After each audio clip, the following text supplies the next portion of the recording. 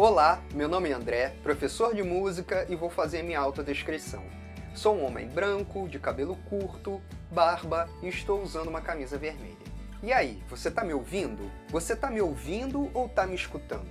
Você sabe a diferença entre ouvir e escutar? Para você, existe alguma diferença entre essas duas coisas? Para falar sobre isso, vamos começar com uma atividade. Primeiro, procure prestar atenção aos sons que estão à sua volta e em tudo que você está ouvindo nesse momento. Pronto! Agora coloque as mãos em forma de concha atrás das orelhas e procure perceber o que mudou. Sem tirar as mãos, mova em diferentes direções.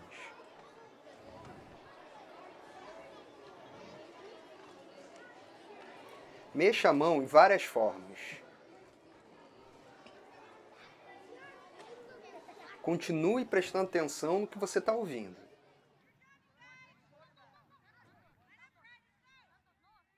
Deu para perceber que com uma atividade simples podemos mudar a maneira como ouvimos o nosso entorno? Às vezes esquecemos a importância da escuta. Geralmente, nas cidades grandes e no mundo moderno em geral, temos uma cultura mais voltada para o visual do que dos outros sentidos, como por exemplo a audição. Na cultura de muitos povos indígenas, por exemplo, a escuta é tão importante que ela faz parte de várias lendas.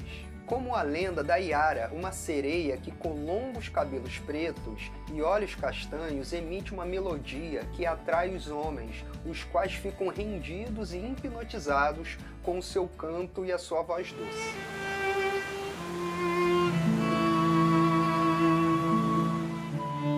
Outro exemplo é a narrativa dos povos Tiquimum, sobre um dilúvio.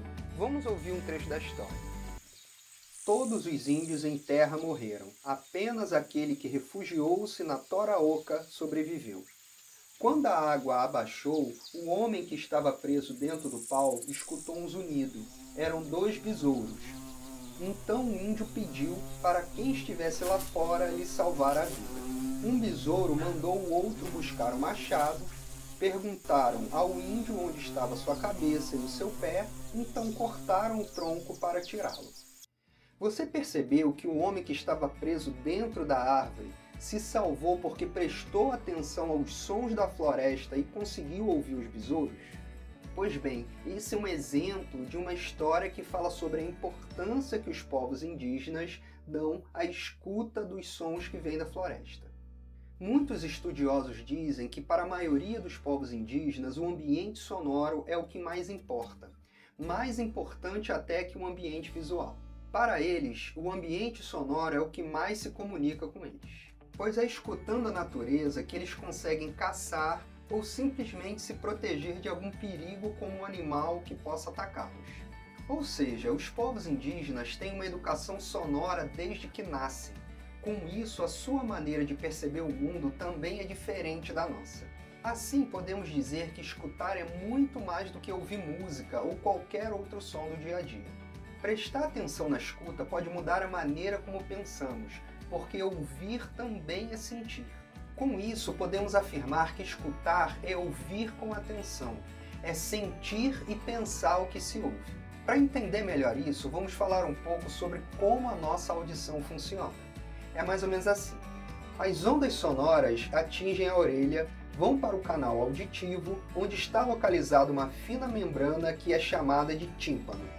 O tímpano, que é muito delicado, começa a vibrar, e essa vibração é transmitida a um conjunto de 3 pequenos ossos chamados martelo, bigorna e estribo.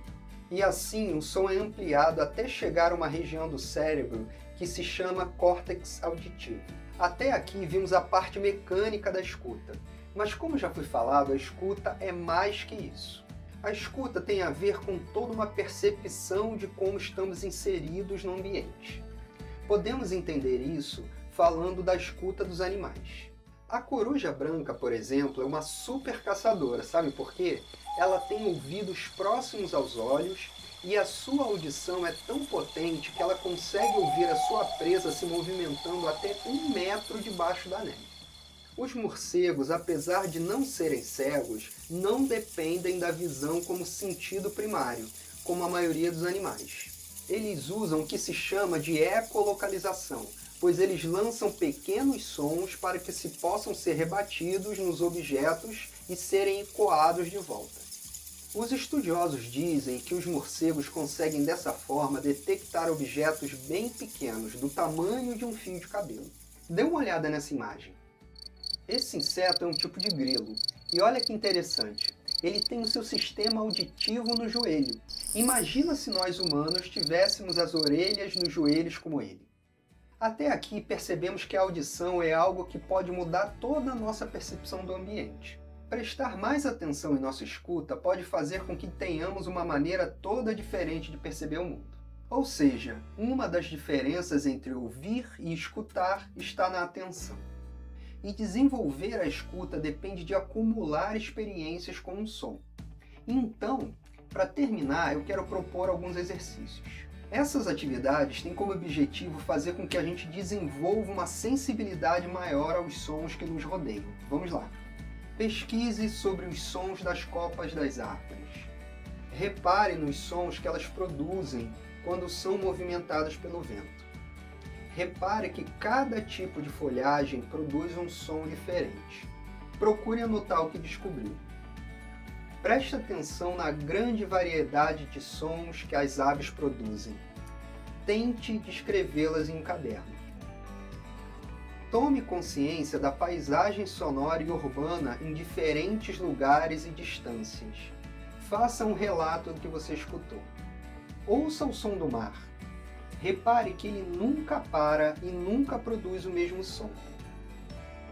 Bem, é isso. Espero que tenham gostado e até a próxima. Tchau!